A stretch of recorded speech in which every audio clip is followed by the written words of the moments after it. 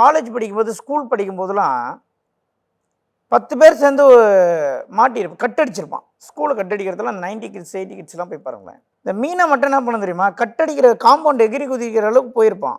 இவன நம்பி 9 பேர் எகிறி குதிச்சுப்பான். இவன் மறுபடியும் ஸ்கூல் கிளாஸ்க்கு வந்து உட்காந்துருப்பான். இந்த மீன் சிம்பிள் அப்புறம் நழுவி வந்துரும் அது. எல்லா இடத்துலயும் பிரச்சனைக்கு காரணமே மீனன் தான்.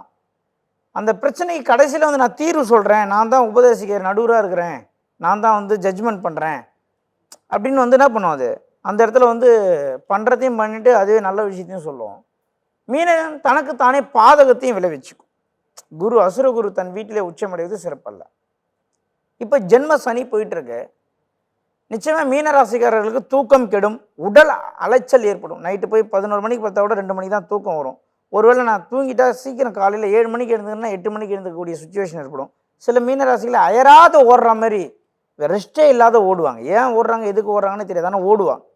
ஏதோ ஒரு காலகட்டத்தில் அவங்க ஒர்க்கு ப்ரெஷர் ரொம்ப ஜாஸ்தியாகவும் உடல் ஆரோக்கியத்தில் மிக அதிக கவனம் வேணும். இந்த வருடம் பிற்பாதியில் ராசிநாதனே குரு தன் வீட்டையே பார்க்கிறார். மீனத்தையே பார்ப்பது மிகப்பெரிய சிறப்பு. 5லே உச்சமடைந்து ராசியை பார்ப்பது புதிய காதல்கள் உருவாகும். காதல் திடீர்னு காதலிச்சு திடீர்னு கல்யாணம் பண்ணிட்டேன்னு சொல்லுவாங்க பாருங்க. 3 மாதம் தாங்க ஆகுது அந்த பொண்ணு பார்த்து லவ் பண்ண, 6ஆம் மாதம் கல்யாணம் பண்ணுறேன்ற ஒரு சில விஷயங்கள்லாம் இந்த மீனத்துக்கு இயற்கையாகவே நடக்கும்.